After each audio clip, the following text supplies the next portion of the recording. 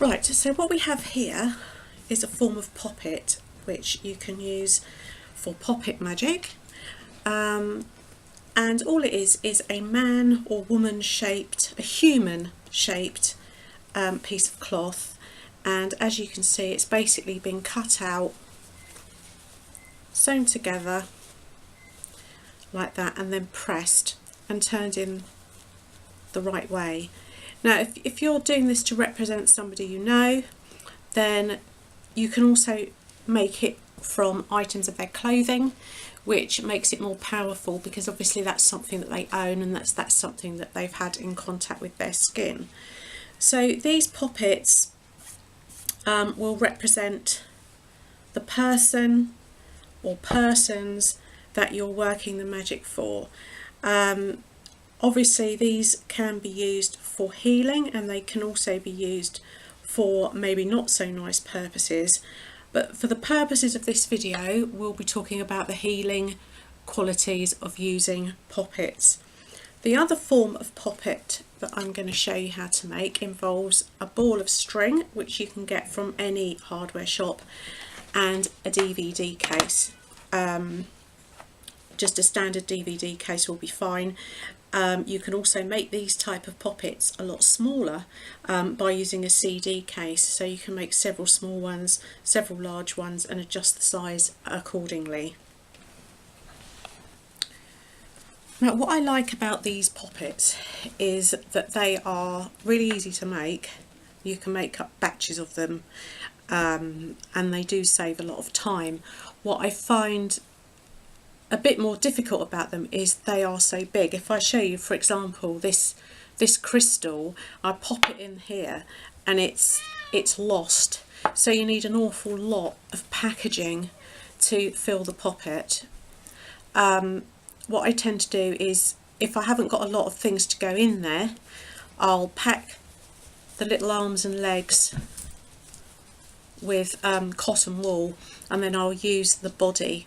Depending if you're using it for healing, which part of the body is affected, you might want to avoid, for example, if it's an arm, you might want to avoid packing that, but you can pack an awful lot of the rest and focus packing this with whatever it is you're going to put in there, whether it's crystals, herbs, or whatever it is that you'd like to use. So once you've done that, you basically tuck the inside of this in thus, and you stitch it. You can then decorate the poppet. You can draw on it with coloured pens. You can sew it. You can sew the representation of a face on there before you stitch it up, or you can paste photographs on that. You can really personalise it as much as you want. So that's that form of poppet. What I really want to show you, however, is how to make the string poppet, because that's something that's very economical, it's reasonably quick, and in my view it's superior to these types of poppets.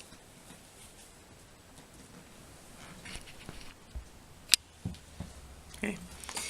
As you can see, I've just tied that around the DVD case, and you can then just wrap around like this. You'll need to do this 3 times because you need one for the body and one section of this for the arms and one section for the legs. And basically you just keep going until you feel like you've got enough. I usually do about 25 wraps. Right, so I've just come up to the end of the 3rd one now. So basically what you need to do is just cut that, take one of the edges from the original knot and tie it. Now it's quite important when you wrap this that you don't do it too tight, because now you see you have to slide it off. If you've really tightened it up, it makes life very difficult. So what we now have are three sections. Okay, one's going to be the body and 2 are going to be the arms. Now I make mine quite chunky, so I wrap the DVD case about 25 times, which obviously will make a thickness of 50. and I always make mine chunky because I find it holds things in place much better the more pieces of string that you have. So what we have to do now is fashion it into a body. So in order to do that, we need to take some more string, and what I usually do is I just open that one up and I pass what's going to be the hands through here, and then what's going to be the legs through here,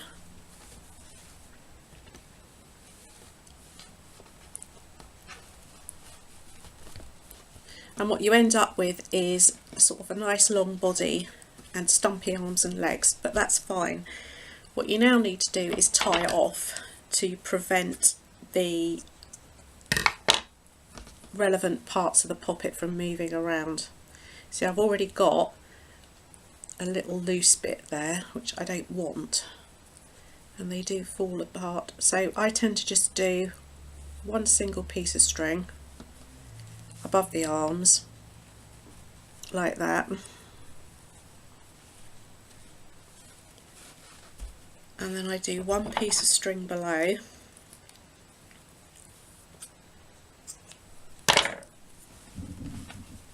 like that,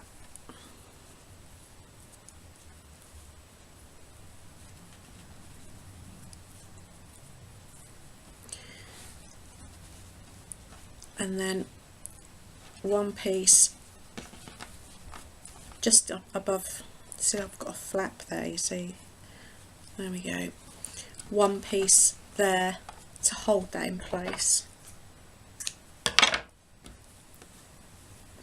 Now the good thing about witchcraft is you don't have to be Leonardo da Vinci. It doesn't have to look like a person, it just has to be representative of the basic shape of the person.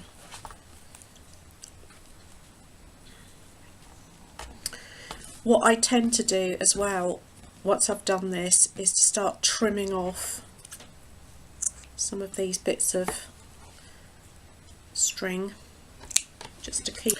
Right, as you can see, I've now wrapped and secured the chest, so that will stop the arms moving around. I'm just going to trim that off, but he's still looking a little bit strangely shapen, but that's okay, because in a minute I'm going to show you how I did that bit by doing a similar thing to the bottom end of the doll. Now at this stage, if you're going to pack the abdomen or the pelvic area with anything, you need to do that, because what I'm going to do now is I'm going to pull that right down and I'm going to double that up like that. So you've got an abdominal area and you've got a pelvic area, and when I secure him in a minute, or her, they're going to look a bit more normal. Okay, so if their legs will stop pinging around, that might be a help. So I'm going to do what I did at the chest, which my video player really kindly cut off for you, and I'm going to tie that onto the pelvic area of the doll, thus. Now this can be a bit tricky because it never quite wants to stay where it's put, and then I'm going to start wrapping, and the way you wrap it is you make a figure of 8 movement around the pelvis a few times, and then you swap it so that it's actually going around the legs, and then you do another figure of 8 and you come round the leg, and you just keep doing that essentially until it's all wrapped up. It needs a lot more work doing to it. The other thing you can do, again, if you want to make it look more normal, is just wrap around the tops of the legs like that, and it will keep them pointing in a more downwardly direction. But again, remember to wrap round the legs, because otherwise they will start to move, and it's just a question of working it round, keeping doing it. Now you should have, if you've been listening, packed the abdomen by this point, so that would be a little bit fatter than it is. So say for example we'll pop this crystal in just for the sheer hell of it, okay, and we're going to have this nice healing crystal in there of whatever hue you decide you want, and then you wrap it, and you wrap it, and you constantly wrap round and round that until it's held in place. You can do the same with the head, you can do the same with the arms, you can put anything you want really inside this, but the key is that once you've done it, you have to wrap with the string, because it won't hold it in place.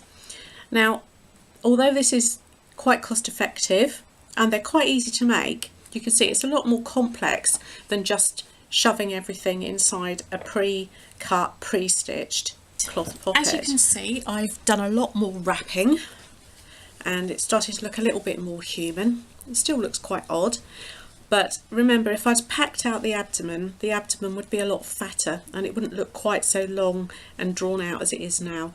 I've also wrapped a lot around the head to make it more head shaped, but again, this would still need a fair bit of wrapping and a fair bit of work until I was happy with the fact that it was representing what I wanted to represent. The other thing is that you can add things in afterwards by prising the wrapping apart and opening various bits of string. It will also lend itself nicely to holding things in the surface of the string if you wanted to put anything in there. Although it's not as aesthetically pleasing and as easy as throwing something into a ready-made, pre-cut, pre-stitched poppet, I prefer these because you get to put a lot more energy into it. It's a lot more hands-on, and because witchcraft is all about the intent and the focus of whatever it is you're doing, I always find these are a much more effective form of poppet. So